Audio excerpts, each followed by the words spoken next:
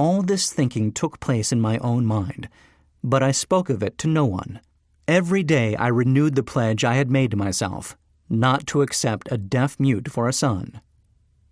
As he grew older and began to take notice of things around him, we observed that he had a slight degree of hearing.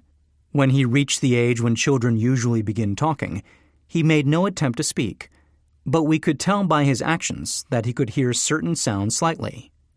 That was all I wanted to know. I was convinced that if he could hear even slightly, he might develop still greater hearing capacity. Then something happened which gave me hope. It came from an entirely unexpected source. We bought a Victrola. When the child heard the music for the first time, he went into ecstasies and promptly appropriated the machine. He soon showed a preference for certain records. Among them, It's a Long Way to Tipperary. On one occasion, he played that piece over and over for almost 2 hours, standing in front of the Victrola with his teeth clamped on the edge of the case. The significance of this self-formed habit of his did not become clear to us until years afterward, for we had never heard of the principle of bone conduction of sound at that time. Shortly after he appropriated the Victrola, I discovered that he could hear me quite clearly when I spoke with my lips touching his mastoid bone, or at the base of the brain. These discoveries placed in my possession the necessary media by which I began to translate into reality my burning desire to help my son develop hearing and speech. By that time, he was making stabs at speaking certain words.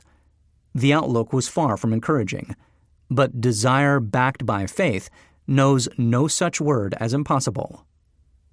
Having determined that he could hear the sound of my voice plainly, I began immediately to transfer to his mind the desire to hear and speak. I soon discovered that the child enjoyed bedtime stories, so I went to work, creating stories designed to develop in him self-reliance, imagination, and a keen desire to hear and to be normal. There was one story in particular, which I emphasized by giving it some new and dramatic coloring each time it was told. It was designed to plant in his mind the thought that his affliction was not a liability, but an asset of great value. Despite the fact that all the philosophy I had examined clearly indicated that every adversity brings with it the seed of an equivalent advantage, I must confess that I had not the slightest idea how this affliction could ever become an asset.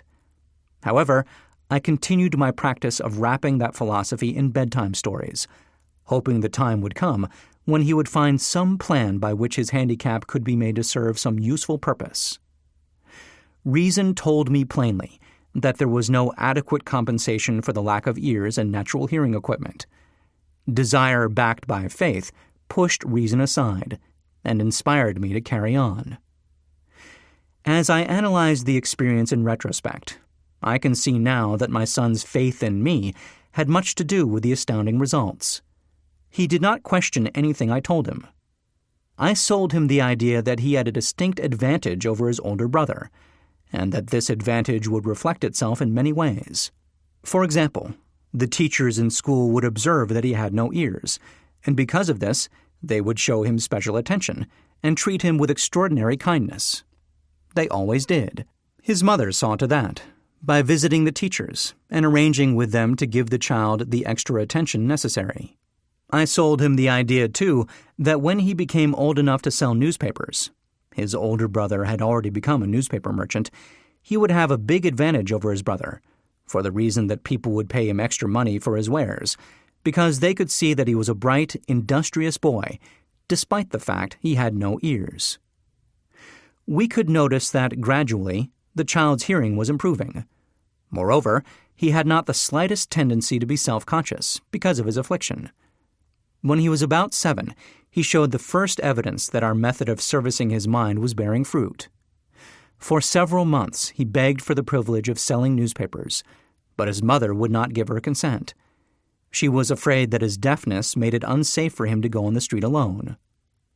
Finally, he took matters in his own hands. One afternoon, when he was left at home with the servants, he climbed through the kitchen window, shinnied to the ground, and set out on his own. He borrowed 6 cents in capital from the neighborhood shoemaker, invested it in papers, sold out, reinvested, and kept repeating until late in the evening.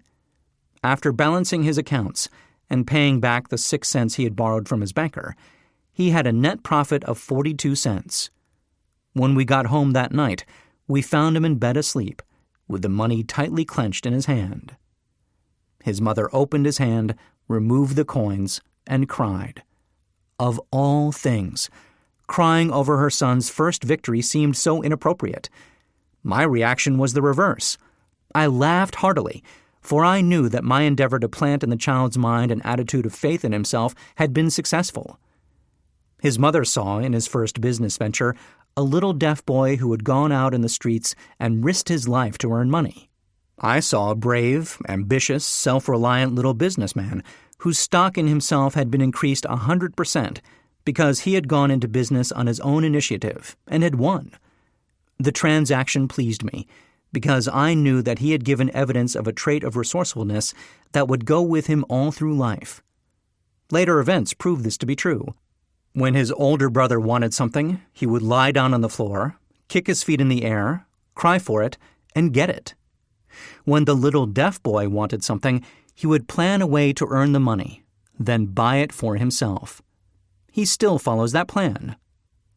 Truly, my own son has taught me that handicaps can be converted into stepping stones, on which one may climb toward some worthy goal, unless they are accepted as obstacles and used as alibis. The little deaf boy went through the grades, high school, and college without being able to hear his teachers, excepting when they shouted loudly at close range. He did not go to a school for the deaf. We would not permit him to learn the sign language. We were determined that he should live a normal life and associate with normal children, and we stood by that decision, although it cost us many heated debates with school officials. While he was in high school, he tried an electrical hearing aid, but it was of no value to him, due, we believed, to a condition that was disclosed when the child was 6 by Dr. J. Gordon Wilson of Chicago, when he operated on one side of the boy's head and discovered that there was no sign of natural hearing equipment